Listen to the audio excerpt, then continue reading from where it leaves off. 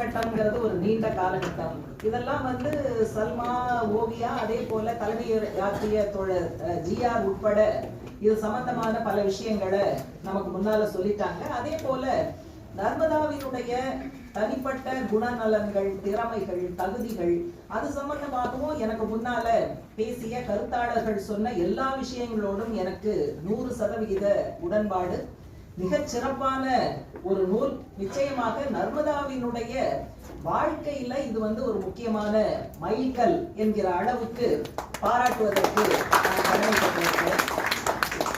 அதனால இந்த நூல்ல இருக்கக்கூடிய ஒரு சில அம்சங்கள், ஏன்னா ஓவியா ரொம்ப பயமுறுத்திட்டாங்க, 500 பக்கத்துக்கு மேல இருக்கு, ஒரே மூச்சுல படிக்க முடியாது, அப்படியாக்கும் இப்படியாக்கும்ட்டாங்க, ரெஃபரன்ஸ் தான் வச்சுக்க முடியும் அப்படின்ட்டு.